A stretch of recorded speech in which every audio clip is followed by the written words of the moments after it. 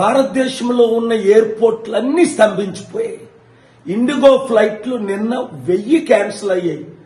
మంత్రులు ఎంపీలు కూడా ప్రయాణం చేయలేని పరిస్థితి. ఎయిర్ ఇండియాలో టికెట్ ₹1,00,000 అయిపోయింది. ఢిల్లీ నుంచి హైదరాబాద్. విశాఖపట్నం నుంచి నిన్న మా ట్రాన్స్లేటర్ ఫ్లైట్ క్యాన్సిల్ అయిపోయింది. లక్షల కోట్ల మంది సఫర్ అవుతున్నారు. ఈ యంగ్ ఏవియేషన్ మినిస్టర్ రామ్మోహన్ నాయుడికి ఇదేం అర్థం అవట్లేదు. చంద్రబాబు నాయుడుతోనో లోకేష్తోనో భజన చేసుకుంటున్నాడు. ప్రధానమంత్రి ఈ ఎయిర్పోర్ట్లు ఎయిర్లైన్లు టాటాకేమో అప్పచెప్పేశారు ఎయిర్ ఇండియా. ఇండిగో ఏమో ఎవరిదో మీకు తెలుసు. ప్రపంచమంతా అన్ని దేశాల్లో 10, 15, 20 ఎయిర్లైన్స్ ఉంటే ఇక్కడ 2 ఉన్నాయి. ఇప్పుడే ఇలాంటి పరిస్థితి ఏర్పడితే భవిష్యత్తులో ఇంకెంత? ప్రశ్నించేవాడు లేడు. ప్రశ్నిస్తే మీడియాలో చూపించేవాడు లేడు.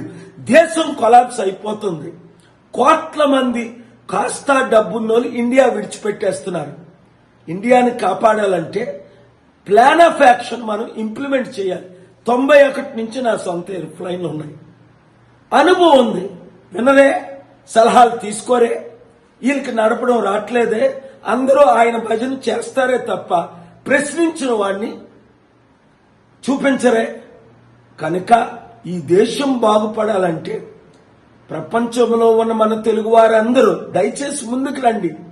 కలిసి పని చేద్దాం, దేశాన్ని కాపాడదాం.